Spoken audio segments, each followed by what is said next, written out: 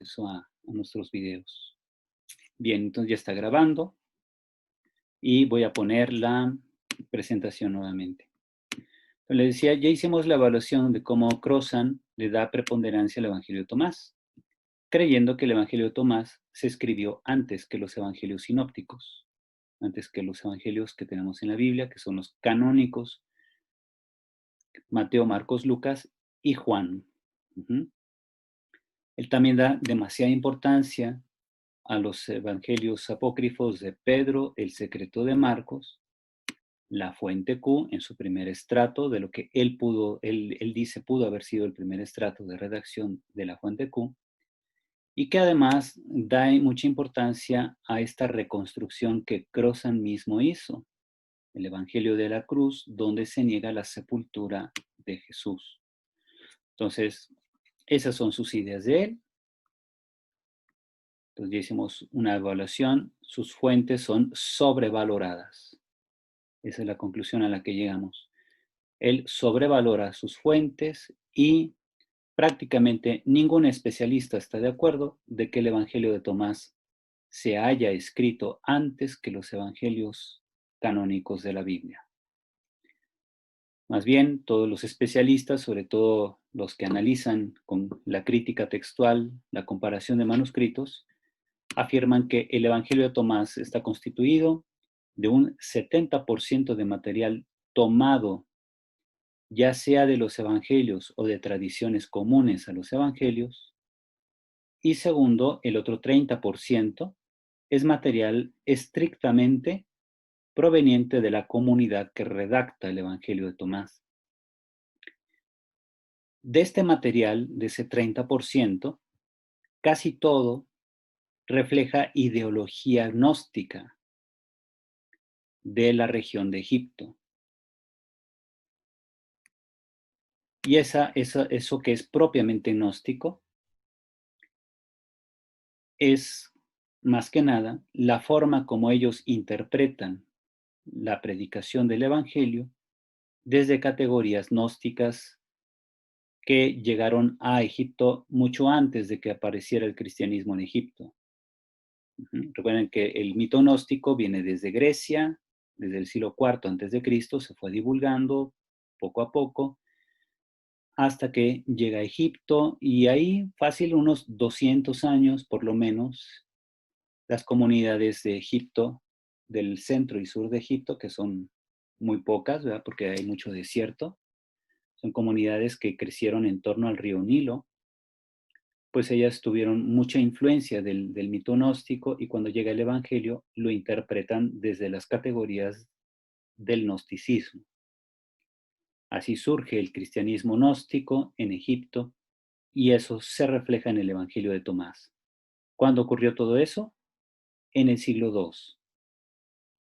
O sea, prácticamente el 95% de especialistas o más concuerda que el Evangelio de Tomás es una obra ya concluida como la tenemos, es del siglo II.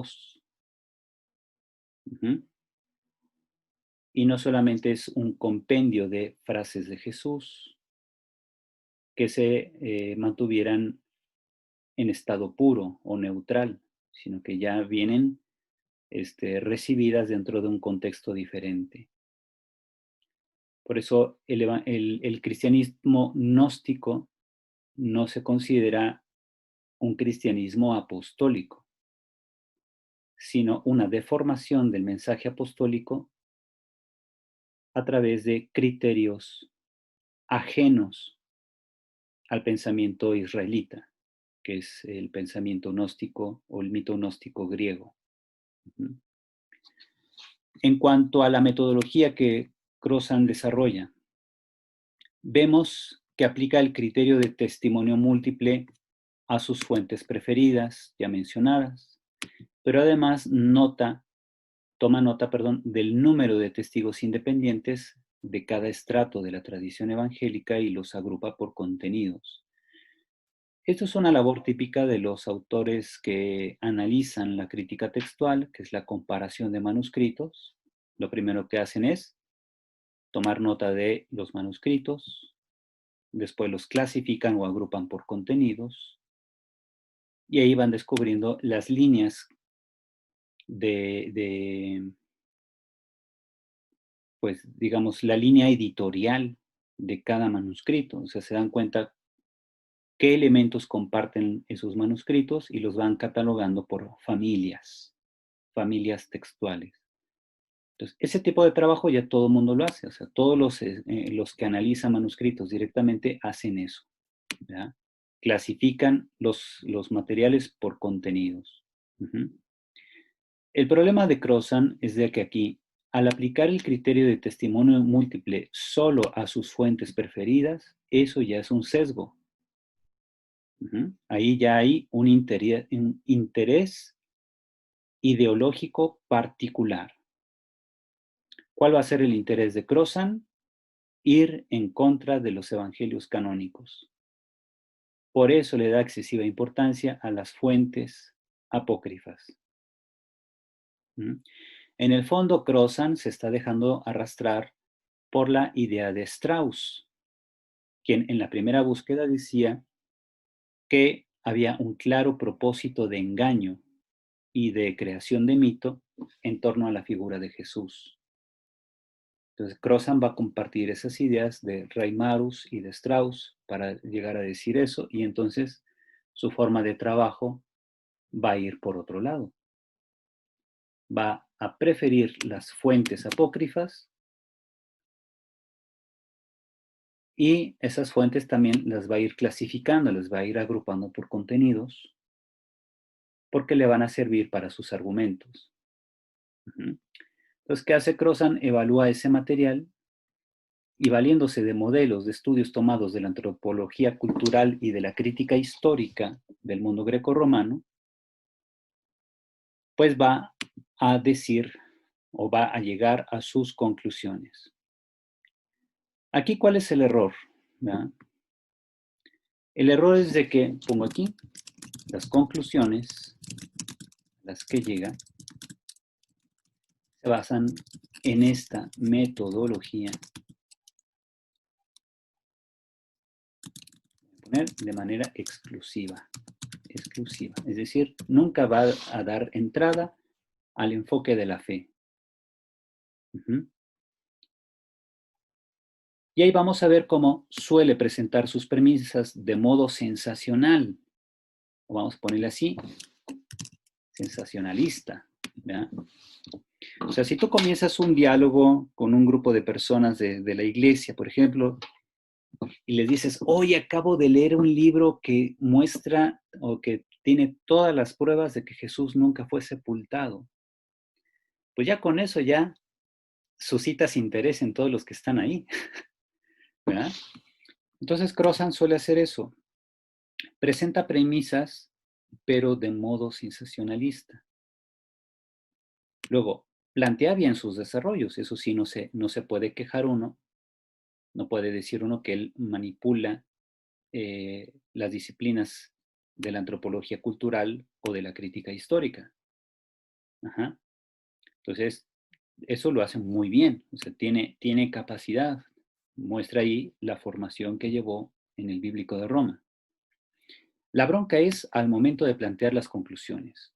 O sea, al concluir, Crozan sobrepasa los límites de sus premisas y acaba negando gratuitamente verdades de fe. ¿Por qué digo gratuitamente? Porque nunca justifica sus negativas. Ujú. Voy a poner un ejemplo de un libro de él. Voy a ver si tengo aquí a la mano una fotocopia de su libro.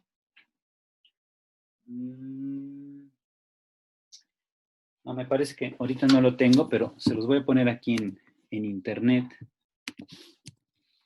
Vamos a ponerle aquí en el buscador de Google. Es un libro que se llama La Primera Navidad. ¿Mm? Bien, entonces, ahora sí les voy a compartir la pantalla para que vean cuál es ese libro. En el libro La Primera Navidad, que es este, ahí lo ven. Uh-huh. En este libro, escrito por Marcus Borg y Crozan, Crozan llega a decir que los títulos que nosotros le damos a Jesús, como Hijo de Dios, Salvador, Príncipe de la Paz, eh, el concepto de que a partir de la muerte, del nacimiento de Jesús se va a reconfigurar la forma como vemos el tiempo y dividimos la historia en el antes y después de Cristo. Uh-huh. Todos esos conceptos los tomaron los cristianos del Imperio Romano y no del Antiguo Testamento. Es decir, llamar a Jesús Hijo de Dios es utilizar un título de César Augusto, quien se presentaba como el Hijo de Dios. Esto, más o menos allá por el año 27 antes de Cristo, cuando Augusto, que en ese tiempo era se llamaba el general Octaviano, o también Octavio, son las dos formas de hablar de él, cuando él derrotó a Marco Antonio y a Cleopatra, a la reina Cleopatra, la reina seductora, uh-huh, en ese momento la figura de Octavio u Octaviano fue enaltecida y le empezaron a llamar Hijo de Dios. Pero el Dios al que se referían no es el Dios Todopoderoso, sino su tío abuelo, Julio César, que había muerto años atrás, allá por el 48 antes de Cristo, si no me equivoco. Asesinan a Julio César y después de su muerte los romanos mismos deifican la figura de Julio César, lo consideran un dios con D minúscula, ¿verdad? Y como Julio César no tuvo hijos varones, su sucesor en el marco de la política romana fue Octavio, que era su sobrino nieto de Julio César. Entonces de ahí le viene el título de Hijo de Dios, que no tiene nada que ver con la religión. Uh-huh. Es un título simplemente que le dan porque es el heredero de Julio César, quien ya es venerado como un dios chiquito dentro del Imperio Romano. Bueno, no existía el imperio todavía, era la República Romana. Uh-huh. El Imperio Romano comienza propiamente con Octavio cuando se convierte en emperador, cuando ya tras ser derrotado Marco Antonio y cuando Lépido, que era el otro integrante del segundo triunvirato, cuando Lépido renuncia a su cargo político, queda como único regente de la República Romana Octavio. Y allá por me parece el 2 antes de Cristo, el Senado romano aprueba el surgimiento del imperio. El título imperator se le daba originalmente al general triunfante de una guerra, de una batalla. Ajá. Pero en este momento, en el 2 antes de Cristo, cuando el Senado otorga el título de imperator a Octavio, va a asumir el título de Augusto, César Augusto. Uh-huh. Y entonces César Augusto, bueno, ya de por sí es reconocido como tal desde el 9 antes de Cristo, como se lee en una lápida, o más bien es más bien un texto que se encuentra en un dintel de un templo que se encuentra en Turquía. Entonces, en ese templo, construido en el 9 antes de Cristo, ya se habla de Augusto como, este es Augusto, ¿ya? Este Augusto es el mismo Octavio que derrotó a Cleopatra y a Marco Antonio en el 27 antes de nuestra era, pero que hasta el 9 antes de Cristo recibe un título de sacerdote. Por ejemplo, aquí esta es la forma La toga que lleva en esta estatua es el reconocimiento público que se le da de sumo sacerdote. Ujú. El sumo creador de puentes. ¿Cómo creen que se dice esa expresión en latín? Sumo creador de puentes. Se dice en latín Pontifex Maximus. ¿Dónde hemos oído esa expresión? Sumo pontífice en el Papa. Ujú. El título Pontifex Maximus lo recibe Augusto en el 9 a.C., todavía antes de ser emperador único de Roma. Ajá. Entonces, cuando Augusto se convierte ya en el único jefe y el único jerarca del imperio, entonces Roma pasa de ser república a un imperio, donde el único que manda es este señor. Ajá. Afortunadamente, Augusto no era tan malo, no era un dictador, era un hombre, un verdadero político que buscó acuerdos, respetó la diferencia de las culturas que estaban dentro de su territorio, nunca hizo así masacres sanguinarias para erradicar a un pueblo, o sea, la limpieza étnica no era propia de él no pensaba de ese modo. Eh, Él era contrario, por ejemplo, al aborto, era contrario al divorcio, pero no por principios religiosos, sino porque él quería que el territorio imperial se llenara de niños que constituyeran el futuro de Roma. Uh-huh. Entonces, obviamente, él estaba en contra del aborto, en contra del divorcio, en contra de las relaciones homosexuales, porque finalmente una relación homosexual no engendra niños. Entonces, esa era su finalidad de él. O sea, a él no le importaba tu orientación religiosa, a él le importaba que tuvieras niños que se desarrollaran como romanos. Uh-huh. Entonces, por eso él tenía esas políticas anti-homosexuales y todo eso, ¿verdad? Que este, se le vea como alguien impositivo, pues en realidad él no era así, ¿verdad?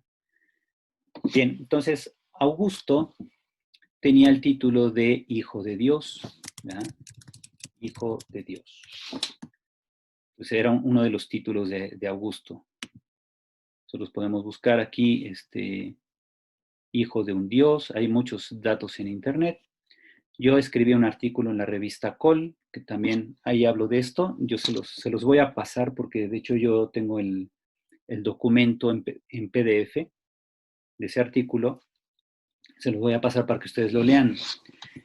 En ese artículo yo hago una valoración del título Hijo de Dios y el título Salvador aplicados a Jesús, pero lo hago también distinguiendo lo que es el punto de vista de Crozan. ¿Ya? Voy aquí a utilizar aquí ya. A ver si me ven. Bueno, ahí voy a ponerles nuevamente la presentación.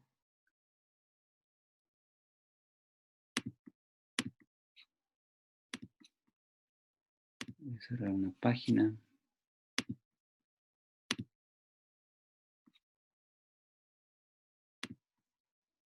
Ahí está. Bien.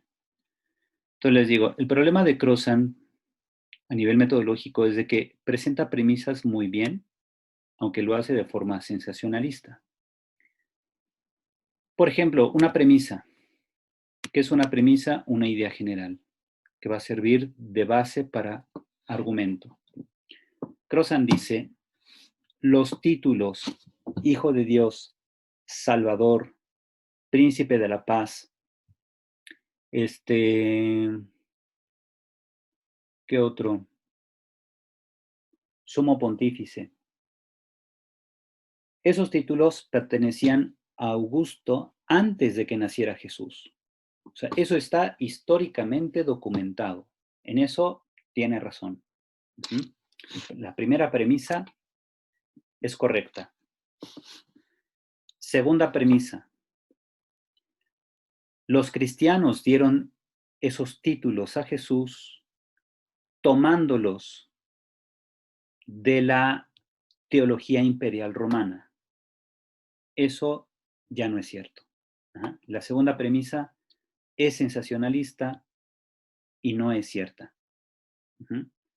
Porque los títulos que Jesús recibe de Hijo de Dios, Salvador, Príncipe de la Paz y Sumo Pontífice provienen del contexto judío,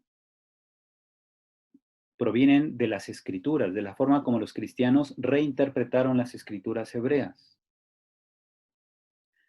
Y no tienen nada que ver con la política imperial. Uh-huh. La conclusión a la que llega Crozan es que los cristianos se robaron esos títulos de César Augusto y los aplicaron en Jesús para sublevarse contra el imperio romano.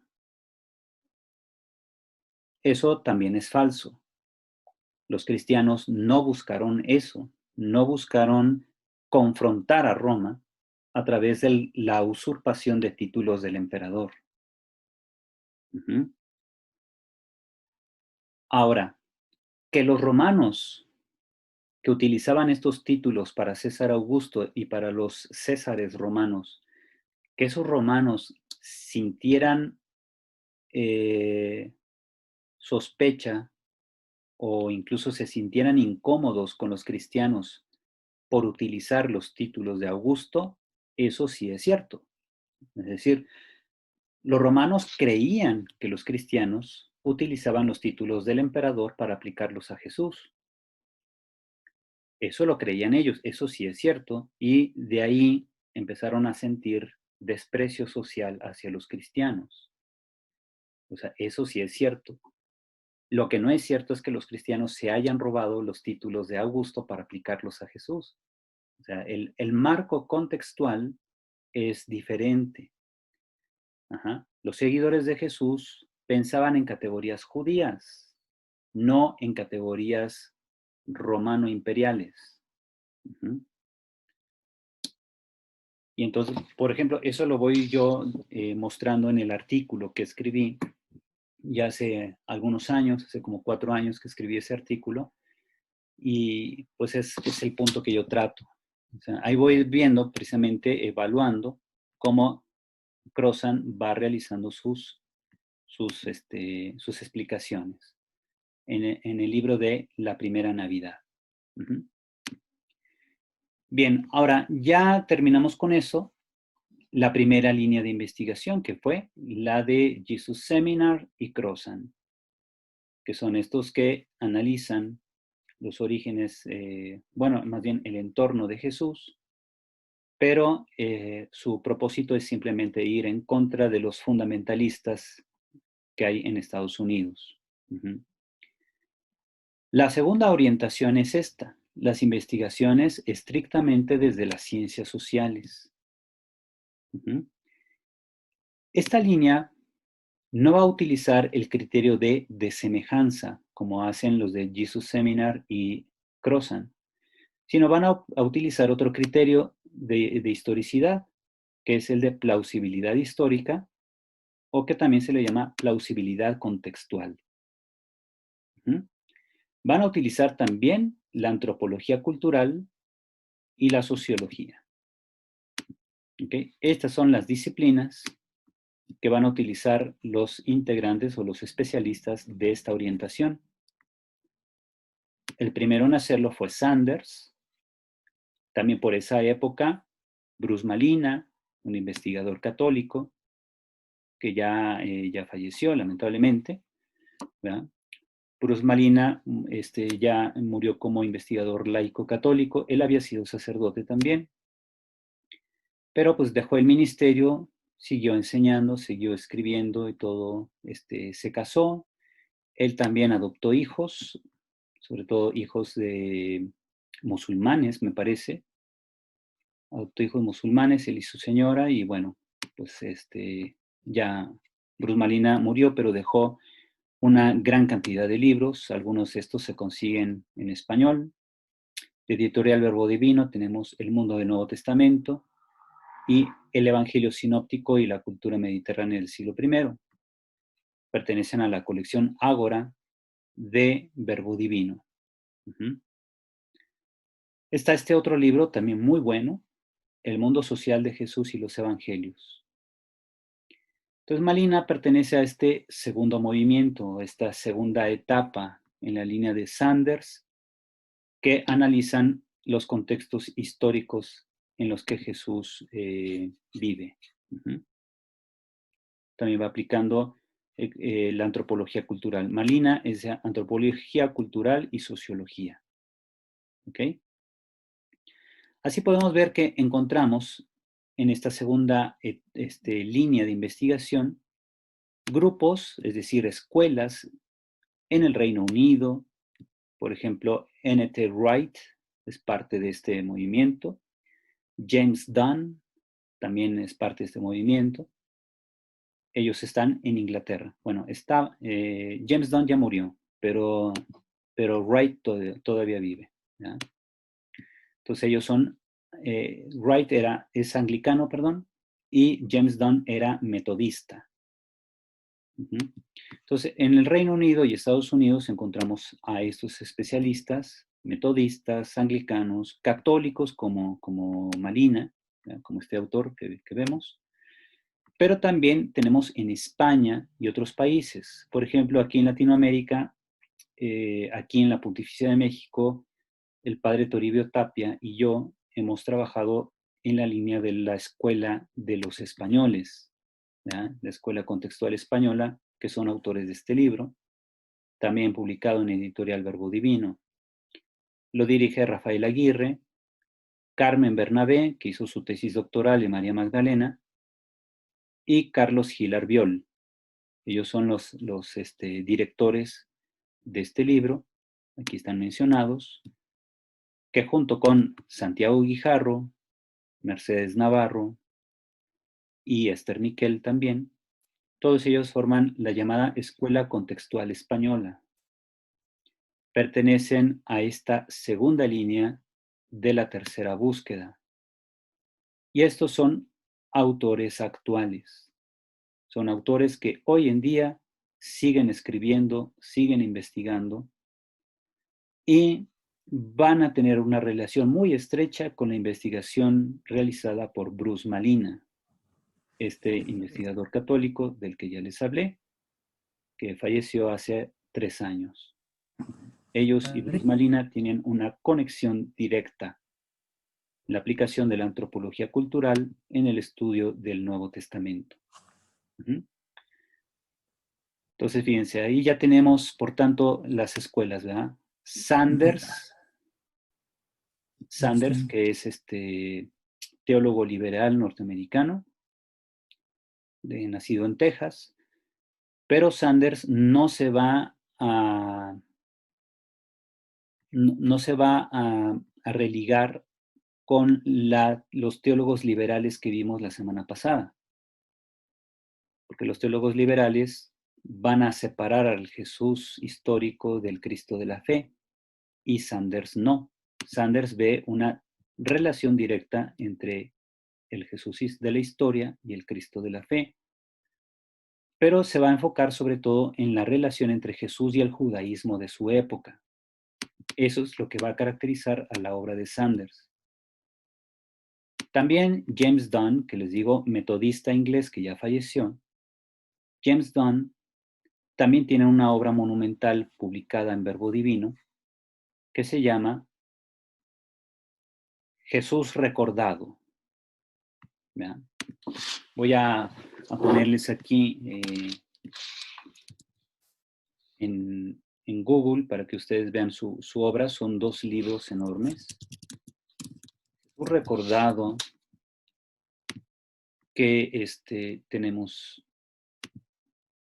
aquí les pongo ya la pantalla para que ustedes vean el título. Bueno, cómo es el libro. Esta es la portada del libro de Jesús recordado. Es un libro de más o menos 800 páginas. Es grande, es de formato grande, más o menos unos 32 centímetros de alto.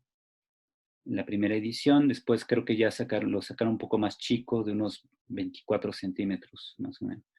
Es un libro grande, es un trabajo muy bien hecho y que es fuertemente criticado por Antonio Piñero y eh, Rafael Bermejo, creo que se llama, bueno, Bermejo. Ellos se van a ir en contra de James Dunn porque dicen que James Dunn es demasiado prejuiciado por la fe cristiana y no sé qué, se van a quejar mucho de él, pero en realidad, o sea, el trabajo de James Dunn es muy, muy competitivo, está muy bien hecho, es muy fiel a su metodología, son libros muy caros, no tan caros como la obra de Meyer, pero pues también eh, sí te sacan un ojo de la cara, ¿verdad? Entonces, también otro, me parece, se llama Desde los comienzos, si no me equivoco. Ahí está, comenzando de Jerusalén. Esta es la segunda parte del Jesús recordado. Ajá. Jesús recordado es el tomo 1 y el volumen 2, perdón, y el tomo 2, perdón, lo constituye, aquí dice 2 romano, el tomo 2 lo constituyen dos volúmenes, 1 y 2, ¿verdad? Comenzando desde Jerusalén. Y este es James Dunn, que digo, este investigador metodista que falleció en este año. Uh-huh. No sé si falleció de COVID, no me extrañaría. De hecho, hay un filósofo español que murió de COVID que fue extraordinario, ¿eh? Se llamaba Juan Martín Velasco, que es muy reconocido por sus estudios sobre la mística. Tiene un libro en Trota que se llama El fenómeno místico. Juan Martín Velasco falleció apenas en abril y falleció por COVID. Uh-huh. Entonces, James Dunn también muere este año, aunque no sé exactamente la causa de su muerte. Pero bueno, Jesús recordado es el primer tomo. Después, el segundo tomo se divide en dos libros, el volumen 1 y el 2, que se llama Comenzando desde Jerusalén. Bien, de él vamos a hablar la próxima semana, ¿verdad? Porque él también es como de la talla de John Mayer, que escribe Un judío marginal. Pero James Dunn vamos a ver que utiliza principalmente como clave el Evangelio de Lucas para decir cómo todo comienza, todo el cristianismo surge en Jerusalén según el Evangelio de Lucas. Cada uno de estos tomos también es de al menos 600 páginas, son muy grandes, muy voluminosos. Entonces, yo tengo estos dos en PDF, pero el Jesús recordado no lo tengo en PDF. Ajá. Si alguien lo pudiera conseguir, pues se lo vamos a agradecer, porque también cada uno de estos libros debe estar al menos en 2,000 pesos. Uh-huh. Padre, ¿Sí? una pregunta. ¿El que sacó Picasa también sí podría servir o pues, le falta? ¿Pero cómo se llama su libro? Apenas lo compré esta semana, no lo he leído, pero se llama Historia de Jesús. Este. Ah, sí, ese sí, bueno, lo he visto. No lo he leído, ¿verdad? La ventaja que tiene Picasa es de que es muy exhaustivo en su investigación. Él sigue siendo católico, que dejó el ministerio. Él era compañero de clases de Santiago Guijarro en Salamanca. Javier Picasa era de la comunidad de los mercedarios, esos que tienen una iglesia ahí por el metro de Valderas. Ajá. Los mercedarios, él era de esa comunidad y se casó también, ya grande incluso, se casó de más de 60 años y actualmente ya está cerca de los 80, si no es que ya tiene 80, y tiene amistad con el padre Toribio. De hecho, el padre Toribio fue hace como 3 años a España y lo visitó a las afueras de Madrid, que es donde vive actualmente Picasa. Y sí dice pues que el problema que él le ve es de que Picasa ya está muy grande. De hecho, ya ha limitado mucho sus conferencias. Vino a México por última vez por el 2018 más o menos. También ya tiene dificultad para leer, para ver. Y pues Picasa se me hace muy, muy buen especialista. Yo he leído varios de sus libros y la verdad no tengo queja. O sea, una cosa es que haya dejado el ministerio y otra cosa es que haya perdido calidad de investigador y yo no veo que haya perdido calidad. El único problema ahorita es que la edad ya no le permite tener ese nivel de producción que llegó a tener en los años 80, 90, De que hecho, acaba de dar un curso por producía YouTube. como 10 libros al año, si no es que más. Ajá. ¿Y es que todavía Sí, da cursos? sí, acaba de dar uno en YouTube en la Escuela Claretiana en Chicago, Ah, bueno, pues ahí está. como 10 sesiones. Sí, ahora lo que sí, por ejemplo, él le dijo al padre Toribio es de que ya prácticamente se dedica a eso nada más. Solamente da algunas conferencias y dice que sí ha tenido más recepción en Estados Unidos que en Latinoamérica. Dice, lamentablemente en Latinoamérica solamente él ha recibido Ujú. invitaciones de México y Perú. Ujú. A raíz de que él dejó el ministerio, muchos lo dejaron de promover, pero aquí en México y Perú es donde más se venden sus libros, donde más se lee, y todavía más que en México y Perú, en Estados Unidos. Entonces, a lo mejor por eso prefirió ir a Estados Unidos, ¿verdad? Y de Ujú. que, de hecho, hoy en día nada más vive de sus conferencias, porque me parece que ya el periodo de las regalías de sus libros ya no, si acaso este libro que apenas compraste le Sí. genera pocas regalías en realidad, porque varios autores que yo conozco se han quejado de Verbo Divino por eso, porque dicen, ya no son tan generosos como antes. Antes sí te daban tu cheque y te daban tus regalías y te regalaban libros porque tú eras el autor. Y ahorita ya Verbo Ujú. Divino ya limitó mucho eso. Ujú. Entonces ahí la bronca es que no se sabe qué hacen con el dinero, ¿verdad? Por ejemplo, James Dunn, que ya falleció, siguen editando sus libros, siguen sacando nuevas ediciones, bueno, nuevas reimpresiones, pero uno no Ujú. sabe a dónde va a parar las regalías. Ujú. Ahí sí, quién sabe, no sé si sea alguna fundación que haya hecho James Dunn, no sé, esas ya son cuestiones pues de las editoriales, pero sí, vamos viendo, la obra de Dunn es muy interesante, de hecho tiene una lectura muy padre, aparte de estos libros, hay otro que tengo aquí en fotocopia, que se llama Redescubrir a Jesús de Nazaret. Este está publicado en Sígueme. Redescubrir a Jesús de Nazaret. Este es un libro muy corto. Tiene, me parece, son 108 páginas nada más. Ajá. Y aquí viene prácticamente una síntesis de, como dice aquí, lo que la investigación sobre el Jesús histórico ha olvidado. Esto es una síntesis de Jesús recordado. O sea, si no quieres leer las 800 páginas de Jesús recordado, tienes este libro, Redescubrir a Jesús de Nazaret. Uh-huh. Son las mismas tesis que maneja en Jesús recordado y en este libro, me parece muy bueno, es de un lenguaje muy sencillo y todo lo que va diciendo es muy, muy fascinante. ¿Ya? De hecho, se puede ver una gran semejanza entre la teología metodista de Donne con la teología católica en relación a estos elementos de historicidad sobre Jesús. Quizá por eso Verbo Divino, que es una editorial católica de la comunidad de la Sociedad del Verbo Divino en España, ellos le han dado mucho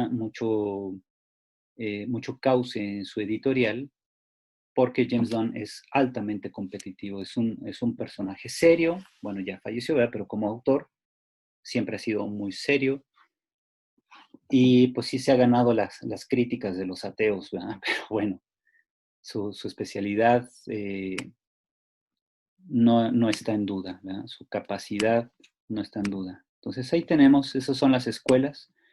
La próxima semana podemos hablar un poco de Craig Evans, que también me parece muy bueno, es un protestante norteamericano, pero también muy capaz.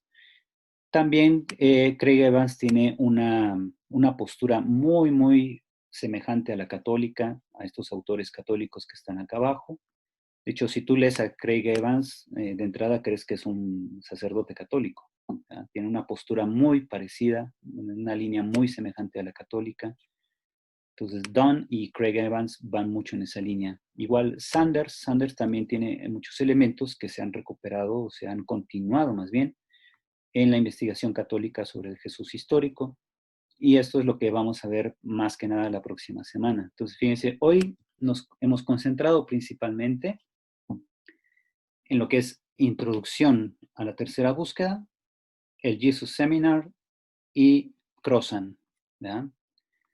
Ahorita estamos viendo lo que es la introducción a la segunda línea de investigación, que es desde las ciencias sociales.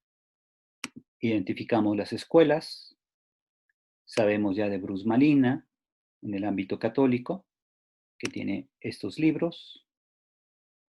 Y les he hablado hace unas 2 horas un poco de Gerd Tyson, este pastor luterano alemán, que ha aplicado la antropología cultural y el enfoque socio-retórico. Es decir, la antropología cultural sirve para conocer cómo una sociedad de la antigüedad configuraba sus ideas, creencias y normas. Y el enfoque socio-retórico es el estudio a partir de los textos, de cómo están configurados los textos, para tener una idea bastante aproximada de cómo eran las sociedades de quienes escribieron esos textos, o sea, los grupos del cristianismo primitivo, ¿ya? Cómo eran, cómo se organizaban, qué concepto tenían de seguimiento de Jesús, el concepto de autoridad, ¿ya? Y entre otras cosas. Uh-huh. De él también tenemos libros publicados en Editorial Sígueme y en Verbo Divino. Sí, Gabriel, tenías una duda. Padre, cómo se llama la corriente o la escuela de española que nos mencionó hace un ratito? Es contextual. De hecho, es más que nada un mote, pues que se le pone desde fuera. O sea, ellos no se hacen llamar la Escuela Contextual Española. Así se le llama en otros ambientes porque se centran en los estudios contextuales. Ajá. Pero, por ejemplo, Santiago Guijarro se enfoca más en el estudio de la fuente Q. Uh-huh. Entonces, sí toca temas contextuales, pero su caballito de batalla principal es la fuente Q. Ajá. Esther Miquel se va a enfocar junto con Carmen Bernabé en el rol de las mujeres en las comunidades primitivas. Mercedes Navarro también va a tocar el tema de las mujeres, pero como que es más general. Mercedes Navarro se centra mucho en el estudio y análisis de los evangelios. Tiene ella un comentario al Evangelio de Marcos, también publicado en Verbo Divino, que es bastante bueno. Uh-huh. Pero en ese texto él va a utilizar el análisis narrativo como guía, no tanto la antropología cultural o lo contextual. Ese comentario al Evangelio de Marcos que tiene Mercedes Navarro en Verbo Divino es de estudio de aplicación del análisis narrativo. Ajá. Gracias, padre. Sí, de nada. Bien, entonces ya la próxima clase vamos a empezar con Sanders, ¿ya? Las aportaciones de Sanders que son bastante interesantes, muy, muy cercanas a la postura católica. Y vamos a ver todo lo que se puede rescatar de Jesús, del Jesús de la historia, a partir de la investigación de Sanders, que por eso dejó huella y hasta el día de hoy muchas de sus tesis se siguen utilizando. Muy bien, pues con eso terminamos nuestra sesión de hoy. Y pues no sé si alguien tiene todavía alguna duda sobre lo que hemos visto aquí.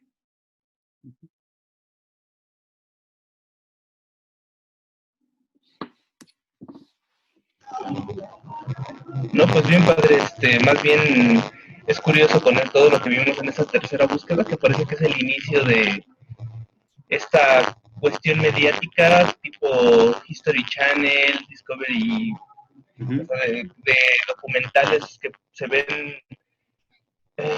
ven y se escuchan baratos. ujú. Todo el tiempo tratan, parece revista de chismes. Que si Jesús Sí. tuvo un hijo, que si Jesús tuvo pareja, que si era borracho, etcétera, etcétera, etcétera. Ujú, Es decir, o sea, con esto entiendo completamente esta cuestión de la cultura pop del Jesús y de cómo se fue devaluando. Y por ejemplo, en YouTube es muy fácil encontrar a muchos youtubers en el momento que entran en la polémica de por qué Dios no existe y utilizan muchos de estos argumentos, incluso malos argumentos, por ejemplo, es que en tu Biblia dice que hay un demonio y un infierno y te quemarás, y bueno, como tal no hay eso, ¿no? Pero viene, o como que es que Jesús sí tomaba, es que Jesús tuvo una hija y que toman como referencia al código da Vinci, y bueno, vemos toda esta historia, ¿no? Esta cultura que ha abaratado ujú. la figura de Jesús y más que nada por vender, ¿no? O Sí. sea, y ahora con esto puedo comprender esta cantidad enorme de libros en librerías protestantes, en medios de comunicación, etcétera, etcétera, etcétera. Me parece Sí, muy así es. interesante la verdad. Sí, ahora fíjense, bueno, pues también existe un riesgo dentro del ámbito católico, ¿verdad? Porque cuando uno ve, por ejemplo, los programas de O'Farrill, a veces lleva cada personaje con unas fantasías impresionantes que no tienen nada que ver con la enseñanza oficial de la iglesia, ¿verdad? Sobre todo, lleva a dos autores que son, yo he analizado principalmente uno de ellos, que habla mucho de que el fin de los tiempos y que el cumplimiento de las profecías y todo eso, y son temas así como dices, muy baratos, ¿verdad? Son análisis que no tienen nada de seriedad bíblica, más bien son interpretaciones casi fanáticas de pasajes bíblicos sacados de contexto y sobre todo pues que es un especial, bueno, se presenta como un especialista y que ni siquiera tiene conocimiento del hebreo, ¿no? O no, o dudo mucho que conozca el griego, incluso para hacer un análisis de textos. Entonces aquí uno tiene que meterse a lo grande, ¿verdad? Si tú quieres dar una aportación a la ciencia, tienes que prepararte lo mejor posible y no utilizar simplemente un medio de comunicación como plataforma para ventilar tus ideas, aun cuando tus ideas no estén suficientemente argumentadas. Entonces, eso es lo que se nota mucho y que se corre el riesgo de que también en programas católicos se dé eso. O sea, O'Farrill tanto invita al rector de la universidad como puede invitar a un especialista. Yo una vez di un tema sobre apocalíptica incluso, pero de ahí a que invite a otra gente que no tiene una verdadera preparación y que estén ocupando no solo un programa, sino una gran cantidad de programas que han sacado O'Farrill con ellos, con estos pseudo especialistas que nada más alimentan fantasías y que obviamente tú te llegas a preguntar, bueno, ¿cuál es la orientación de este programa? ¿Es realmente católico o no? ¿Verdad? Es lo que varios han comentado al respecto, incluso profesores de la universidad dicen, pues, tanto tiene lo bueno como lo dudoso el programa. Entonces, son situaciones que se pueden dar en cualquier lado, incluso programas de radio, hay muchos canales de radio en el país que también invitan a veces a sacerdotes que dan temas y a veces el sacerdote no prepara suficientemente bien su material y entonces quedan muchas dudas ahí al respecto. Entonces, siempre es importante que para hablar de esto de la tercera búsqueda hay que conocer bien las orientaciones, lo que es las líneas de investigación que hay, qué ha producido cada uno de ellos, qué orientaciones tiene, qué espacio se les sigue dando o no se les sigue dando en editoriales, en medios de comunicación, etcétera. Bajo qué criterios también sería bueno invitar a alguien de una editorial que nos dijera, bueno, Si Crozan niega la resurrección, ¿por qué le siguen dando entrada en tal editorial? Entonces, ¿bajo qué criterio se publica su libro, ¿no? Un nuevo libro que saque, o así, ¿verdad? Entonces, son cuestiones que sí pueden generar dudas en los lectores, sobre todo, como dicen, uno va a una librería a comprar un libro para alimentar su fe, pero compras el campesino judío de Crozan y pierdes la fe, o sea, acabas suicidándote, ¿no? Entonces, y compraste el libro en una librería católica, entonces esas dudas surgen en mucha gente, ¿no? Sí, gracias Ángel. No sé si alguien más quiere comentar algo, o ya nos vamos a preparar nuestras comidas, ¿no? ¿Verdad? Porque hay que empezar Padre, a... perdón, Adelante, Marieli. para el tema de la próxima semana de Sanders, ¿qué podemos leer para prepararnos un poco? Sí, miren, voy a conseguir algo, sobre todo si es que encuentro un video en YouTube, porque hay muchos videos de YouTube sobre Sanders en inglés, pero trataré de ver si hay algo, sobre todo en alguna conferencia que él tenga, que esté con subtítulos en español o doblada al español, porque sí he encontrado material de Sanders hablando de San Pablo, pero todavía no encuentro material de Sanders sobre su postura de la figura histórica de Jesús. Ahora, el libro de la figura histórica de Jesús me parece que sí lo tengo en PDF. Se los podría mandar y podría hacer leer, por ejemplo, la introducción, ¿verdad? Porque yo lo tengo fotocopiado. Igual, si no lo encontrara, puedo escanear las copias que tengo y que leamos la introducción al libro, ¿verdad? O introducción y conclusiones, para no pasar por cada uno de los capítulos, pero sí ya vemos la orientación, qué es lo que él ha buscado y qué es lo que ha logrado. ¿Qué es lo que uno busca? Eso está en la introducción, y qué se ha logrado a través del libro, eso está en las conclusiones. Entonces, con que se lea la introducción y la conclusión del libro de la figura histórica de Jesús, con eso ya nos hacemos una idea bastante aproximada de lo que Sanders publicó. Es este libro del que les hablo. Ajá. Este libro, si alguien lo quiere comprar ahí en Verbo Divino, pues no me extrañaría que estén alrededor de unos 600 pesos. Y es un libro publicado en 1985. De hecho, y la aparición de Jesus Seminar dieron origen a la tercera búsqueda. Ajá. Entonces, el primer autor que escribe de lleno sobre estos puntos es Sanders.